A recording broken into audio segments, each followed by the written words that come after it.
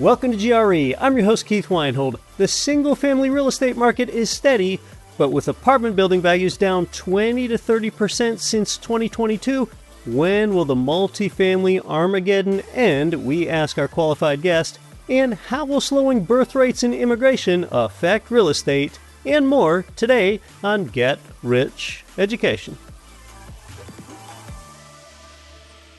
You know Mid-South Homebuyers, that top Memphis turnkey provider.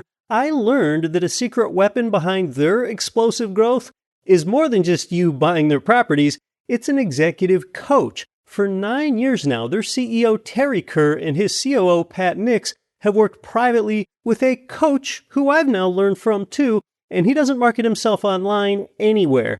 After 12 years behind the scenes, that coach is now making himself available exclusively for GRE listeners. His name is Daniel Thomas Hind.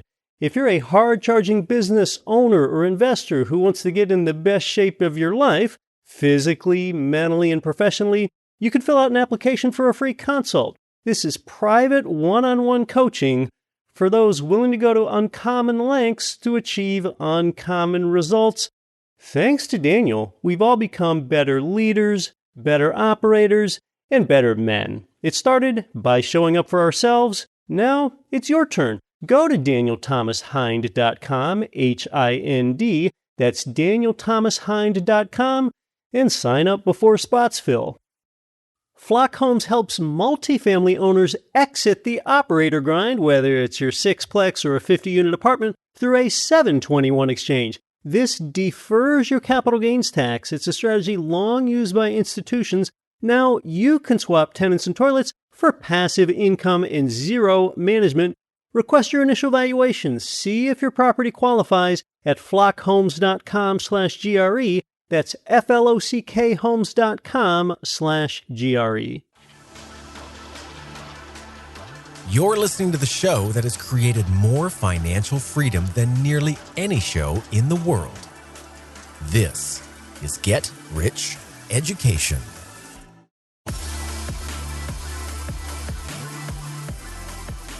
Welcome to GRE. From Valencia, Spain to Valencia, California, and across 188 nations worldwide, America's favorite shaved mammal on a microphone is back with you for another Wealth Building Week. I'm Keith Weinhold, and you're listening to Get Rich Education. The world's biggest problems are the world's biggest businesses. That's not a coincidence, and that's why we discuss housing here. And there's been a chronic shortage of affordable housing. Last month at a commencement speech, Harrison Ford, yes, the guy that played both Han Solo and Indiana Jones, talked about how a fulfilling life has both passion and purpose. Passion is what gets you out of bed in the morning. Purpose is what helps you sleep at night.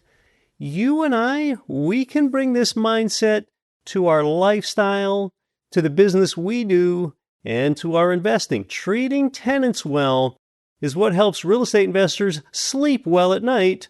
While we're doing well, we can be doing good too. Multifamily syndicators keep failing, going out of business and losing all of their investors' money due to mortgage rate resets. It just keeps happening. What this really means is that these groups that pooled together investor money to buy apartment buildings, largely that were set up in 2022 and earlier, keep blowing up almost fully due to the fact that interest rates reset higher. Some of them had a fixed rate for 5 years. Well, rates spiked 4 years ago, and that's why a lot of them have yet to blow up.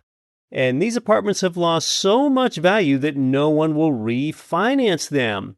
Even if that apartment operator increased the net operating income over the years, even if rents went up, it doesn't matter. So you still haven't heard the last of it.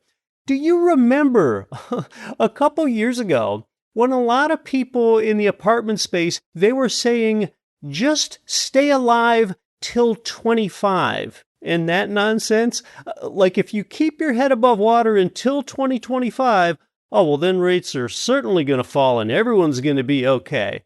Well, 2025 is long gone. mortgage rates haven't fallen in any significant way. So that survive until 25 thing or whatever mantra derivative people used, that was a farce. Like I've said on the show here for years, you cannot predict interest rates. So I didn't make the call that they were going to go up or down at all because you can't predict them. But so many people said, oh, rates will fall substantially by now. No way. You just can't make that assumption. You've got to take history over hunches and all of that.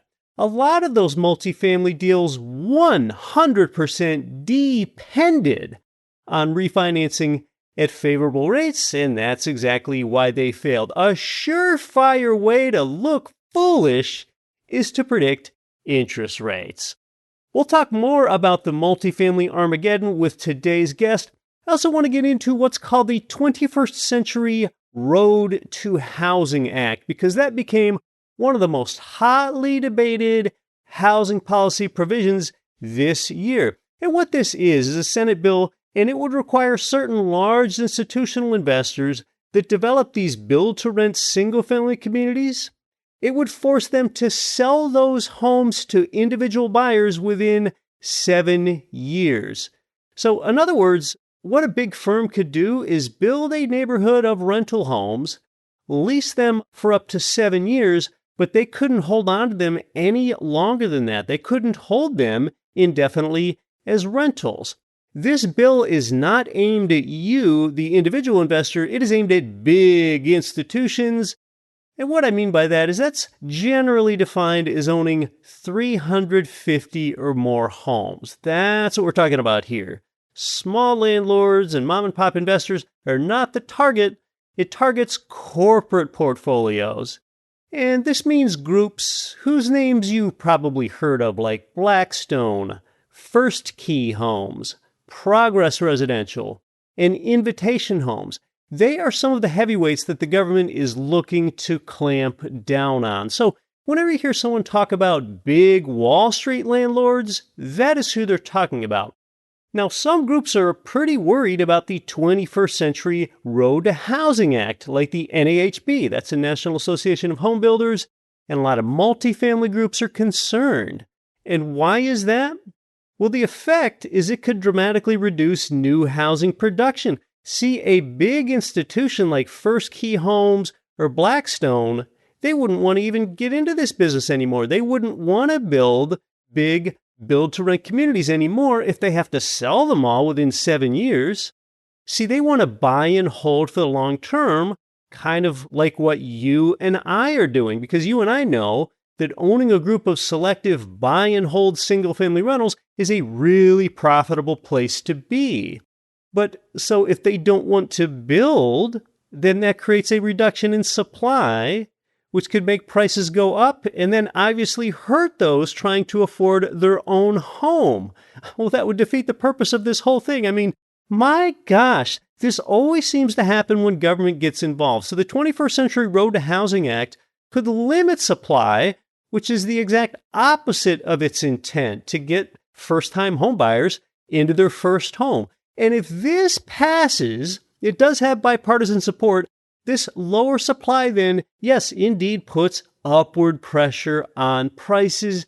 Just amazing. So then it could actually go on to help the everyday mom and pop investor like you and I that already owns property, the individual. At last check, though, they're looking to pass a version that still restricts some of these giant institutions from getting into build-to-rents, but yet it does not have that 7-year sale requirement.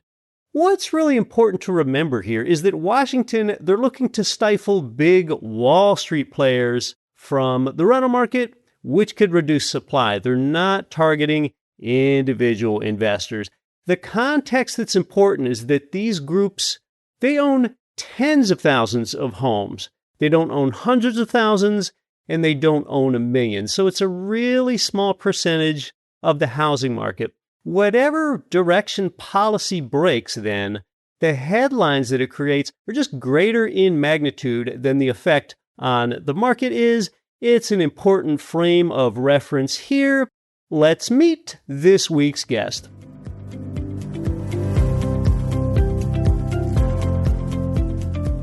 This week, we're welcoming back a guest that we haven't heard from in a year or two. In real estate circles, he is popularly known as the mad scientist of multifamily.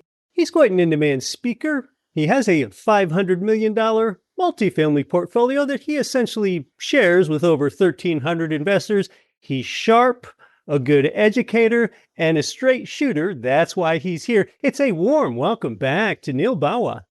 Thanks for having me on the show again. It's delightful to be here and so many interesting things to talk about in the world these days.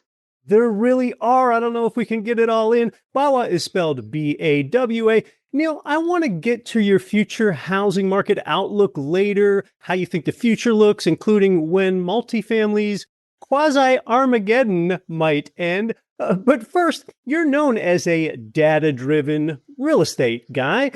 Tell us about that and how being data-driven makes you profitable. I see concern, and I'll tell you why. The single-family and multifamily market have been atrociously, incredibly divergent since the first quarter of 2022. They have not tracked each other at all, even though if you look at the last 50 years, they tend to track each other. So, 2008 was Armageddon for single-family, Armageddon for multifamily, and they both sort of came up in 2012, 2013, and then they had a really good time until COVID. Yeah. But the second quarter of 2022 is when Fed started raising rates. And since then, we've sort of slid. Multifamily has gone down in terms of pricing between 20 and 30%, depending upon the metro, and depending upon whether it's new construction. New construction assets have gone down more than 30%. And existing assets that are filled up have gone down by 20 to 30%, depending upon the metro. So the metros that have a large amount of supply, closer to 30% decline in value. The metros that have less supply, probably closer to 20% decline in value. Right. On it's the other not hand, about demand. Demand has been pretty resilient. It's more of a supply story. It's a huge supply story, right? So if you look at, occupancy, essentially what's happened is there was so much supply that came in that really people started on those projects in 2022. Maybe they didn't start construction until 2023. They didn't finish construction until 2025. So they started leasing up in 2025. They had to offer concessions, 2 months, sometimes 3 months free. And so that pushed down the rents in 2025. And they're not done because you typically can't rent an apartment in 6 months. If it's brand new, it's going to take you about 18 months to rent it and sometimes 24 months. And so it's affected our rents in 2025. It's affecting our rents in 2026. Now, it's unlikely to affect it in 2027, but we'll go there, at a later stage. But at the moment, what we've seen is negative rent growth in the United States for multifamily for the last 12 to 15 months. And what I think is going to be negative rent growth in Q1 of this year and Q2 of this year. So Q1 was negative. Q2, which we are in now, is likely to be negative or flat. Now, single family, on the other hand, has gone in a different direction, which has been very difficult to understand. And I believe it's taken me a while to really understand this, but I think I've finally figured it out. Single family prices are not down since 2022, which makes no sense at all because the average mortgage in the United States today is almost double, not quite double, but almost double of what it was at the beginning of 2022 when interest rates were about 3.3, 3.4%. Right now we're sitting around, 6.5% interest rates. So not quite double interest rates, but they've obviously gone up a fair bit. And as a result, your average, mortgage has almost doubled. But home prices haven't dropped, which makes no sense if you really think about it, because home prices are a factor of demand, and they're also a factor of people's ability to pay. So if all of a sudden, within 4 years, your mortgage is doubled, then less people are going to be able to buy. But it stayed up. The market has stayed up, and the biggest reason it stayed up is because of what is known as the lock-in effect. Right. So the US market typically has 1 million new homes every year, and there's more than 1 million existing homes that are transacted, right? So it's an open market. It's a perfect competition market. But it hasn't been perfect competition for the last 4 years because so many people locked in ridiculously low interest rates. I'm a perfect example. In 2021 and 2022, I have a 15-year mortgage at 1.75%. If I sell my house back to myself, my mortgage quadruples, right? Because it goes from 1.75% to 6.5%. So I can't even think about leaving my home, right? Because it's just such a perfect loan. Most people don't have anywhere near 1.75%, but there's lots of people with mortgages in the 3%, 3.5%, and 4% range that basically can't go anywhere. And because those homes are not coming into the market for the last 3 years, the market has had this unusual not enough supply factor, and that's been keeping prices up. That is ending. That is ending because what we've been tracking is the percentage of homes in the United States that have low mortgages. Low is simply defined as anything under 4.5%. And that percentage is going down each quarter because, divorces happen, deaths happen, Sure. people move for jobs. And so every time that happens, that locked in rate goes away because you sell your home and move on. And so for a while, that lock-in effect was predominant. It was controlling everything. But as time has gone on, interest rates were higher in 23, 24, 25, 26, also almost 4 years have passed since the rates started going up. So each quarter, the percentage of homes in the US that have these low interest rates has slowly moved down, and we're almost back to a normal time frame. And this is causing the single family market to not have a conniption, but we're starting to see a balancing of the market where it's not just a buyer's market anymore. In some places, it's actually seller's market. Some places, it's a buyer's market. So we're now starting to see home prices drop in number of markets in the United States. I can't say that they've dropped in super majors, but we're seeing a flattening out effect of home prices in most metros in the US. And there should be a flattening effect, just to be blunt. I mean, obviously, I own a bunch of single family homes, so I just wanted them to keep going up for selfish reasons. But if you think about it, we had huge home price growth, like 30+% in number of years, 2021, 22, and even 23. And during those years, salaries only went up, by 2 to 3% a year. In 1 year, they went up by 4%. And rents also went up like crazy. There was 2021 was, 15% rent growth year. So at some point, there had to be an adjustment. And we are in that period of adjustment where single family prices are basically flat on a national basis. Yes, going up in the San Francisco Bay Area because of AI and going up in a couple other technology heavy metros because of AI, but otherwise fairly flat. And I don't expect that to change for the next year. So my forecast is next 12 to 18 months, home prices in the US are going to be flat on a nominal basis. They're going to be down on an inflation adjusted basis. But, because of the Iran war, inflation's 3.5%. So home prices should go up 3.5%. So if they stay where they are, well, they're really dropping 3.5%. Yeah, before this year began, I released our forecast. It was for 2% nominal home price appreciation in the 1 to 4 unit space for the US this year. And I still like how that looks. There's so much to unpack with what you just talked about. In my view, there's nothing unusual at all that when mortgage rates rose sharply a few years ago, that home prices rose as well. Why? Because actually that's what usually happens, which is counterintuitive to most people. In all of our lifetimes, residential real estate prices have only fallen significantly one time. That was around 2008, due to a number of unusual circumstances. The only thing that's a bit different this time is, of course, how fast rates increased in 2022 and 2023, and people wondering if residential real estate prices could still keep up, and they certainly have. But yeah, you brought up this dichotomy, this bifurcation about how the apartment market and the 1 to 4 unit space kind of separated from each other in 2022 or 2023. That's what's so interesting. I do want to point out a couple things, though, and I don't want to be a Pollyanna here and talk about negative stuff, but I think that there's big difference between 2008 and that time frame and where we are today. And that difference is, and it has multiple parts. Not all of your audience is aware of this.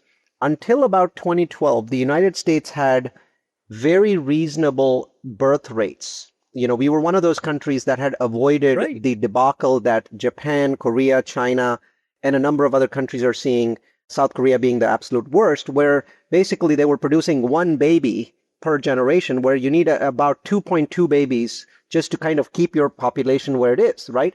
And the US was unusually high in that, and that we were still above that threshold, which meant that our population would continue to grow and not fall. Now, there was two reasons our population was growing. One, we had more than 2.2 babies per household. And second, we had a very significant amount of legal and a very significant amount of illegal or undocumented immigration, right? So we had both of those pipelines. Today, all three of those have flipped. So the United States now basically looks like Korea or China or Japan in that every household is producing about 1.5 babies, which means that our population growth, which hasn't stopped yet because it takes a while for these things to catch up, is likely to stop, and at some point decline. Again, luckily, we're not there yet. The US is a fairly young population, unlike Japan, which is one of the oldest populations in the world. So we'll still continue to see population growth, but there is no doubt, and you can ask ChatGPT, right? How has population growth in the United States slowed over the last 20 years? Make me a graph, and it'll make you a very nice graph, and you'll very clearly see there's a slowdown in population growth. The second part is both documented and undocumented immigration. It's my estimate that since this administration took over, somewhere between 500,000 and 1 million people have left the United States.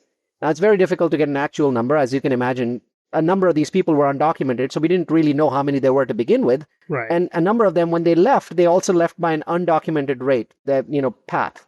So we've lost a bunch of those people. And also the people that have stayed in the country, we've lost a number of them in the workforce. Here's a perfect anecdote, Keith. About 33% of the construction workforce in the United States was undocumented, 1 in 3. In Texas, as much as 40%. Yeah, that's huge. It's a very significant number of those people don't show up for work anymore. I don't think they've left the US, at least I don't think so, but they don't show up for work anymore because that's how they get caught, right? So what we've seen is that the construction workforce in the United States has been decimated over the last 12 months. And the impact is much greater in the second half of 2025 than the first half. Why? Because even though they wanted to do ICE enforcement, they just simply didn't have enough agents, enough facilities, enough judges. Well, in the second half of last year, they sort of started catching up on that, hiring more agents, getting more facilities, getting more judges. And so we started to see a real challenge there. I have properties in 10 markets in the US. And what I can say is about 7 of those markets, mostly southern markets, I am beginning to see dropping occupancy related to this phenomenon. I'm seeing a reduction. And so markets like Georgia and Texas, Florida are more hit than my northern markets like Idaho. I haven't seen any impact at all. But these southern markets, multiple properties, multiple metros, I'm seeing this people mostly of Spanish, Mexican origin, not renewing leases. I don't know what they're doing. I don't know if they're sleeping in their cars. I don't know if they're basically just, staying with mom or staying with, some other family. But I'm seeing a very, very big pullback in my leases tied to this, and occupancy is dropping in those markets that are heavily Hispanic. And so I'm seeing the impact of that on landlords. But I also know that there's an impact on the US at all. An overall demand on rentals, whether it's single family or multifamily, this is a significant impact. Because I don't think that the Republicans are going to make a U-turn on this. I don't want to get political, but, stating the obvious. Yes. The United States had its biggest birth year in 2007 when there were more than 4 million babies born. The average age of the first-time homebuyer today is 40 years old. If that holds true, that peak would take place in 2047. And then, yes, to your point about changes in immigration, yes, it sounds like potentially a reduction in demand with what you're talking about with some vacancies, and also maybe a reduction in supply when you have fewer construction workers to build these places as well. When we're talking about building properties, Neal, I want to talk to you about the build-to-rent space somewhat. Is build-to-rent better than traditional real estate? I think that's what we really want to know. And for those that don't know, build-to-rent means when you construct a property where from day one, that construction project is built for a tenant, not an owner-occupant. I see a lot of pros and cons there. Can you talk to us about the trade-offs between build-to-rent and traditional real estate? Yeah, if you think about it, it's a really terrible word, build-to-rent, because if you think about the word, build-to-rent should be apartments, right?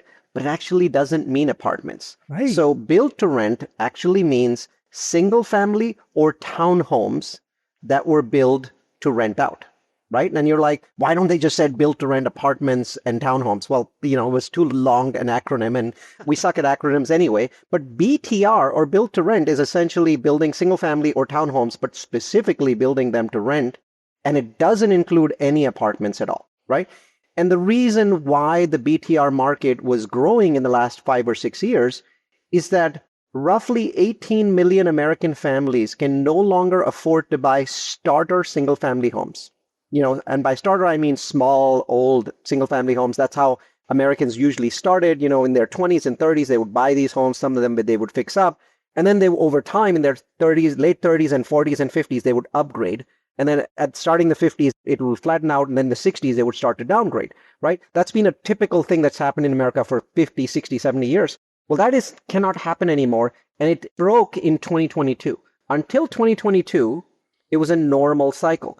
Beyond 2022, because interest rates almost doubled and the mortgages almost doubled, but the incomes only increased by 10 to 20%, there became this orphaned generation of Americans, roughly 18 million families, that simply cannot afford to buy that starter home. And they're now forever renters. They don't know it. They think that they're going to catch up at some point.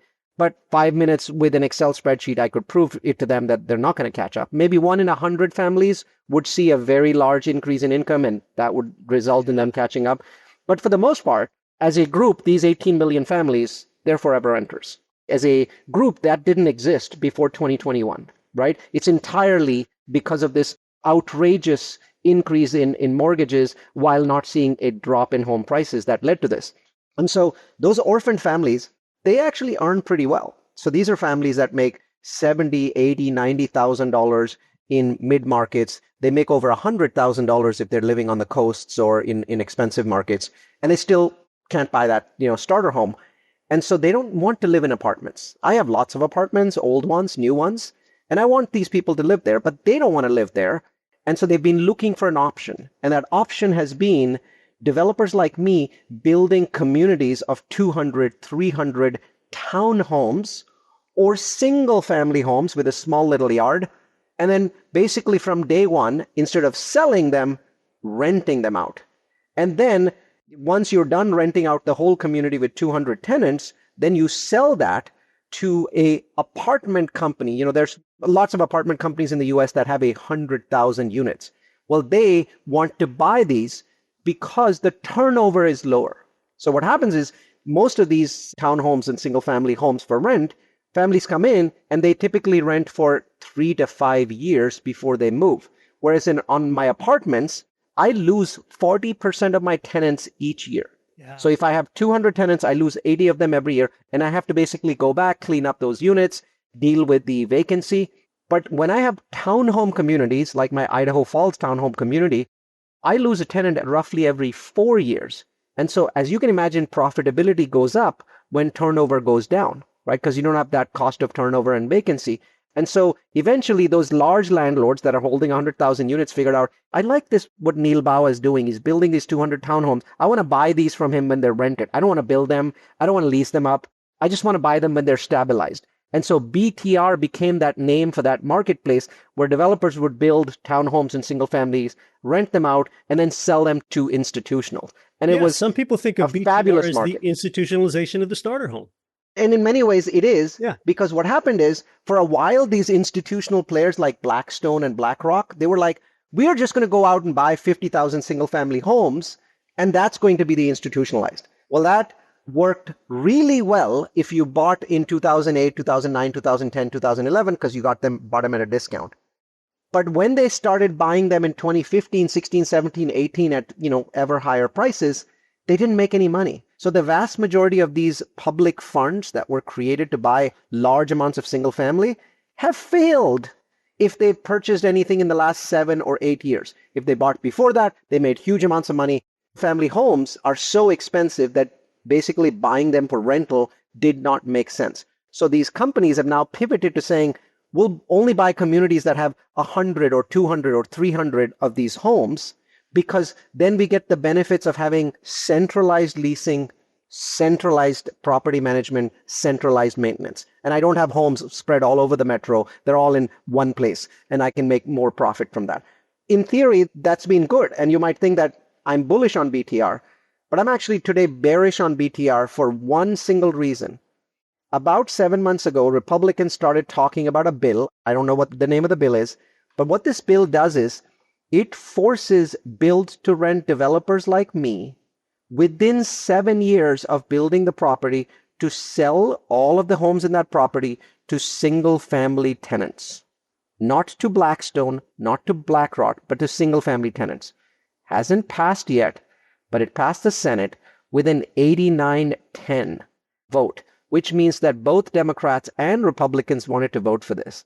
If it passes the House And because Donald Trump himself is very heavily opposed to it, he's made it very clear he doesn't like this. He's a developer, obviously.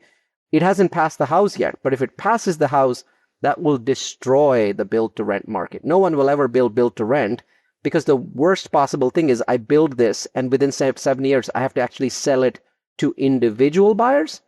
If I do that, my banks are going to hate me and not give me loans to build BTR anymore. Obviously, there's going to be some grandfathering to the communities that I'm building now, or maybe even build the ones that I'm building in 2027, maybe grandfathered. It usually is because, Congress never does anything retroactively and they give you a year or two.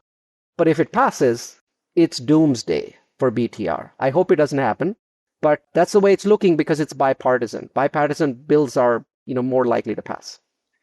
Now, for the mom and pop investor, the individual investor, build-to-rents have obvious appeal due to your point about the lower turnover, lower maintenance costs on a new build, lower insurance costs often on a new build. And then there's the tenant appeal to a new build as well. But of course, there is that investor downside. I think a lot of investors are aware of their thin initial cash flow that they're going to have on build-to-rent. But Neal, another downside with build-to-rent, I think a lot of investors don't look at is, hey, just how many of these things are they building? Are they building 500 of them? Do I have some overbuild risk if I buy into this community that could suppress occupancy and rents for a while? What we've seen is that when build-to-rent started out in 2017, 2018, it was its own asset class. It wasn't competing with apartments. It wasn't competing with single-family rentals. It was just its own thing. However, in the last 2 or 3 years, as more and more apartments flooded the marketplace, we had a glut. It moved away from that. It basically started getting affected and the rent started falling just like any other portion of the market. Think of it as 3 portions of the market. There's the build to rent, which I described, brand new single family homes, townhomes for rent. There's the apartments, both brand new and existing. And there's the single family rentals, right? Which there are millions of. What we are seeing now is it's become one market, right? All of them are affecting each other. And the apartments, which have a huge amount of glut, there's a massive amount of new apartments that have come in the last 2 years, are really pushing the rents down for single family. They're pushing the rents down for BTR. So at this point, what I would say to people that have this concern, Keith, is simply look at incoming apartment supply. Because if you're in a marketplace, and I'll give you examples of really good markets that are crushed right now. If you're in a market that has a lot of incoming supply, whether you buy a single family rental, a quadplex, a 50plex, that's an apartment or a 100-unit BTR, you're going to suffer for rent growth if you have a lot of incoming supply in 2026. And that is across the board in every market in the US.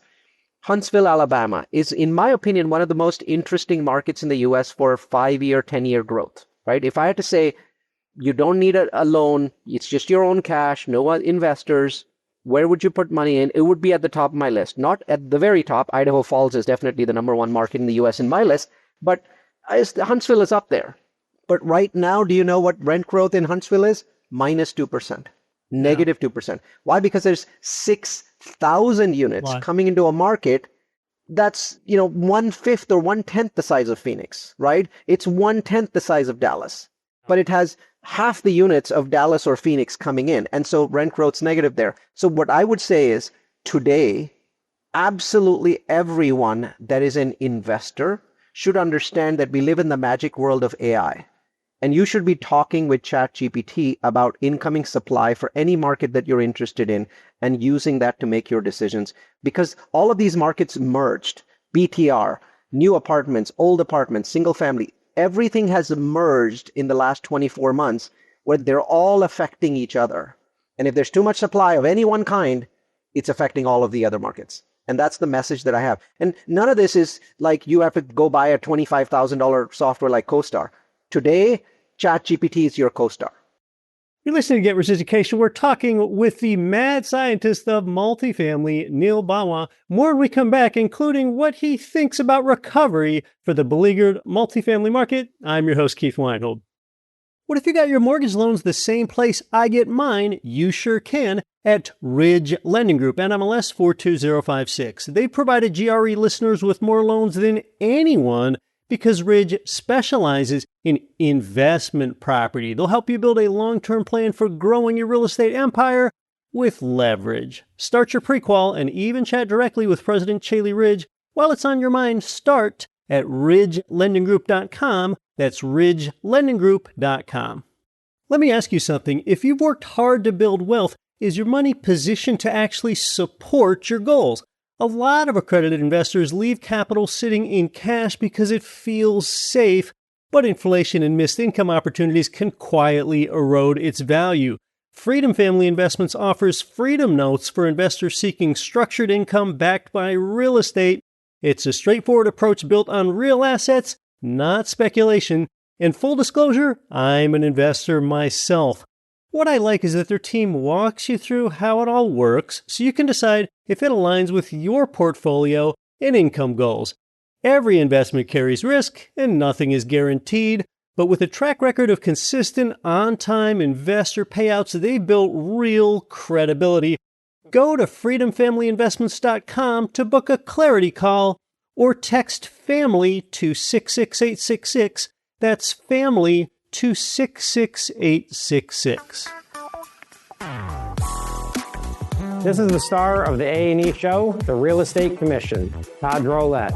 Listen to Get Rich Education with my friend Keith Weinhold, and don't quit your daydream.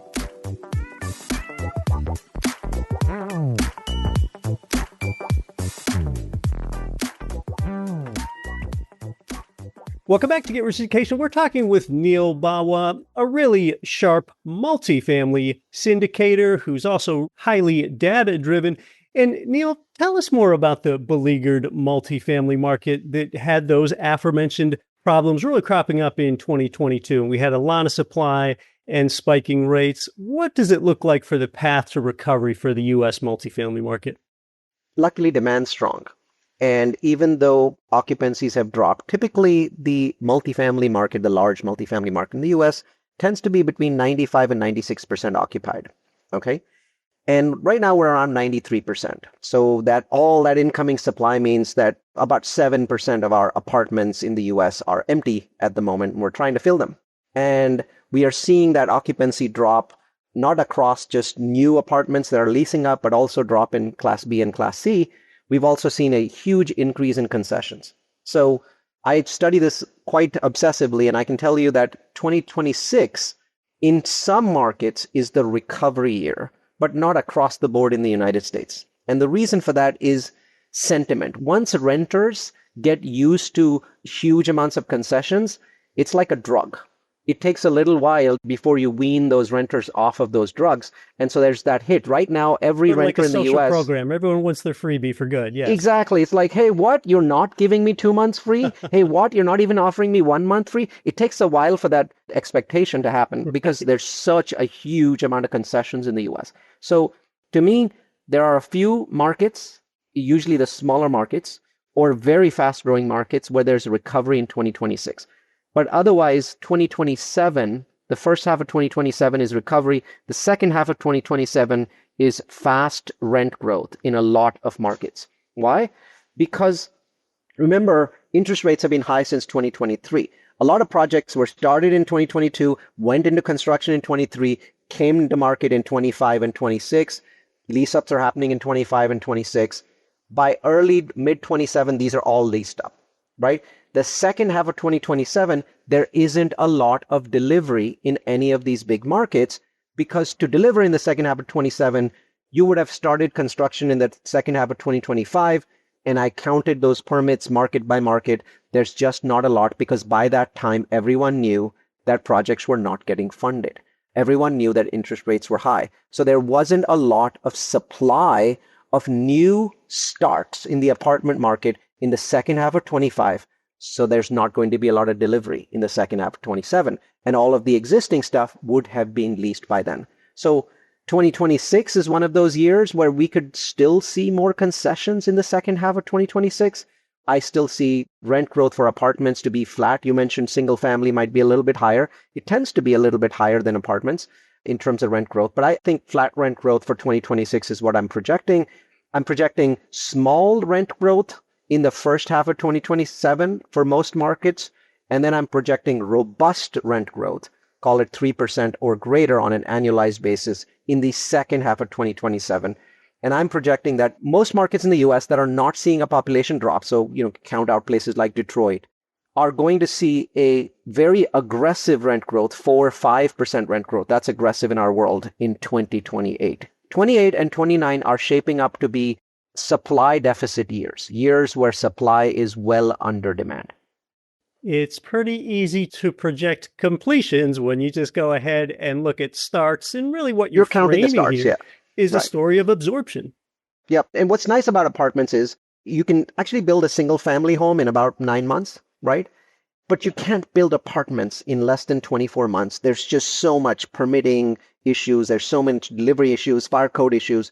And so we have a crystal ball on the multifamily side that we are now getting better at using. I don't think the industry was very good at this in 2022. But now we're really all obsessed with how many permits does my metro have and how many permits does my state have and how many permits does the US have. And everyone that I know in the industry that's data-driven knows that there's a massive glut now, maybe a little bit of a glut in the remaining portion of 2026, equilibrium in 27, and a huge, huge supply deficit in 28 and 29. So everything that I'm doing is based on this. And this crystal ball actually works because of that 2-year gap between shovels in the ground and delivery. And it sounds like you've recommended ChatGPT as a go-to source for investors to look into these things. That happens to be my favorite one as well. And you are, well, maybe it's a bit too much to say, but it almost feels like to me pioneering with the way that you use AI. In fact, I know before our show today, you were running some other things in the background that made me wonder, hey, am I talking to the real Neal or the clone Neal? I know I've got the real Neal here, but why don't you tell us about how you're using AI to make data-driven decisions in real estate? Sure. So the first thing is that we've completed our journey with the low-hanging fruit of AI. Every single person in our company is fully trained on how to use ChatGPT. Most of our research-related processes are automated. For example, 100% of our investor updates are now written by ChatGPT. What we do is we go into our property manager meetings on Mondays or Tuesdays, sit down with them, beat them up, and the transcript is then taken by our team in the Philippines. They take that transcript and put it into a pre-trained ChatGPT string. It's called a custom GPT. And this string took a while to train, but now that it's trained, all it needs is a transcript. We just copy paste it in. We don't give it any instructions, and it outputs a really wonderful investor update, right? And so our updates for our investors are 99% written by AI. Of course, we'll go in and add our comments at the end of the process. So we've automated investor updates. Rent comps. So, if we are underwriting a new property, today what we do is we simply go into a Google file and copy paste the address and hit enter. Roughly once a minute, a software, which is written by AI, we're not coders, but the software knows how to write code. It checks the file. If it sees a new address, it goes in there, grabs the address, and then it basically goes to apartments.com, rent.com, realtor.com, and all of these places, and checks the rents for this particular property in 2-mile radius. It eliminates all the ones that don't match, like you don't want to match the rents of a 1970 or 80s built property with a brand new 25 built property. Those are not comps. It's not comparable. So it basically is very careful. It keeps a radius range of 2 miles, and also basically is a property of the same kind. Like it never matches up a 3-story property with a 10-story property. If those don't match, one of them obviously is more of a central business district or downtown sort of thing. And so it basically grabs all of those rent comps and then puts them into a file and posts in a Slack channel. Usually it takes it about 12, 13 minutes to do that. And so whoever put that address in about 12 minutes later goes into the Slack channel and says, these are all my rent comps, right? And boom, now you have all these ready rent comps. So what we've done is we've automated a significant portion of what we are doing with both our property managers and inside the company with acquisitions and things like that. We're also scraping massive amounts of data from the Bureau of Labor Statistics website, which we just couldn't deal with that data before, and building very beautiful, very interactive dashboards. We don't use ChatGPT for that. We find for dashboarding a tool called Claude, which is by a company called Anthropic, is much better. So we have currently over 150 interactive dashboards that Claude has created that update in real time and give us access to data. If anything, I find that we are in this incredible time where decision making has become much easier as long as you spend time with these tools. So in our company, we have an absolute mandate that no one has broken for the last year. 1 year per day, people must program. And by programming, we mean issuing common language instructions to tools and build dashboards and build software that automates our work. Have we laid off anyone because of this? I mean, that would be the next obvious question. The answer is no, because it's made it easier for us to serve a much larger audience. So it's easier to grow your company. We just are not hiring anyone, and we haven't hired anybody for the last 18 months. So we have a hiring freeze. But at the same time, all of our people are employed because they're now much more valuable. So everyone in our company is now a programmer. And even though that sounds weird, it's completely true. Every single person in our company writes code, and they write code by talking with Claude Code or talking with ChatGPT. And then ChatGPT, of course, does the actual code writing. But people have become very, very good at answering questions and saying, I want a dashboard like this. Turn these radio buttons into drop boxes and give me the last month and last 3 months and last 12 months and do this and do that and connect this. And I also want to host this on a server, but I want to make sure that only I can see it. I need a password added. Imagine 1,000 of these conversations happening in our company every day. Yeah, that's interesting. And what you just described there at Grow Capitus is somewhat of a microcosm for what's happening in the broader economy, where we've been in this low hire, low fire environment for quite a while. Well, Neal, as we're winding down here, we recently had a new Fed chair come in. It seems incomprehensible to me that there could possibly be any rate cuts. I don't know how we could responsibly make a rate cut with all these inflationary layers. We had the pandemic and then tariffs and then the Iran war and the energy shocks and all these bottled up supply chains. What are your thoughts with regard to the Fed? I still think that we'll get one rate cut, and that rate cut will be based on political pressure. So for the first time ever, I have seen the Fed break into factions. So if you look at the latest Fed meeting, which happened, last month, there was dissent. There were two clear factions. So the Fed is becoming less data-driven and more faction-driven. And I think that one of the factions, which obviously wants rate cuts to go down, is going to triumph at some point later in the year. But until we get past the incredible increase in inflation because of the Iran war, I don't think that faction is going to win. Right? There's 3 or 4 people in that faction. That's not enough votes to get past the others. So I'm predicting no rate cuts until Q4 of this year. If the Fed was entirely logical, there should still not be a rate cut in Q4, but I think it'll happen because there's political pressure. The preservation of independence is key. Neal Bawa, this has been great, and a lot of people learn from you. You're a brilliant educator, as well as what you're doing in the multifamily space and a lot of other places. So if someone wants to connect with you, learn more about what you do, what's the best way for them to do that? So we built a website called Multifamily University. It's completely free. There is no subscription. There's no upsell. We do not have an educational product. But what we do is each year we have 8 to 12 webinars that we create with, they're extraordinarily good looking thanks to the use of AI, yay. And we share them with an audience, and usually between 5,000 and 10,000 people attend our webinars each year. Great. Of which roughly 1% become investors with us.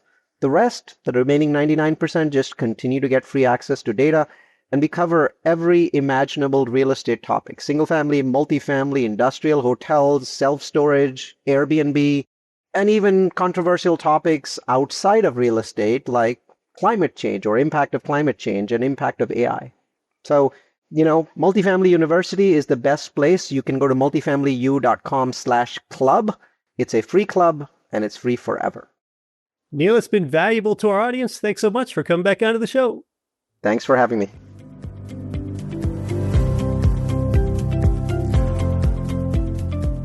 Oh, a terrific wide-ranging chat with Neal there.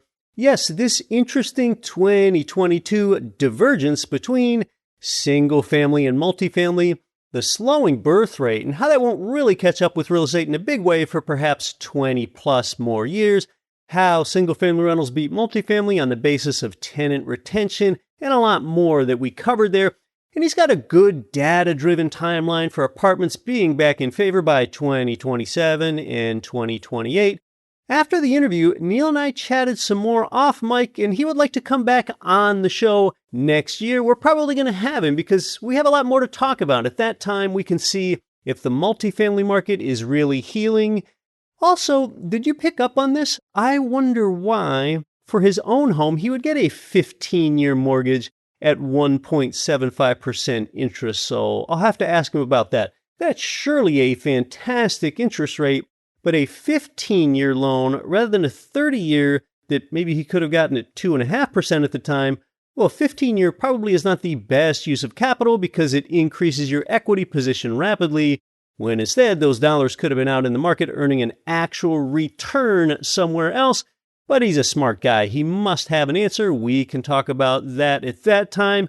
We've got a lot of terrific shows coming up here on the GRE podcast, specific learning episodes where it's just me teaching you, as well as new guests and returning guests too. Until next week, I'm your host, Keith Weinhold. Don't quit your daydream. Nothing on this show should be considered specific, personal, or professional advice. Please consult an appropriate tax, legal, real estate, financial, or business professional for individualized advice. Opinions of guests are their own. Information is not guaranteed. All investment strategies have the potential for profit or loss. The host is operating on behalf of Get Rich Education, LLC exclusively.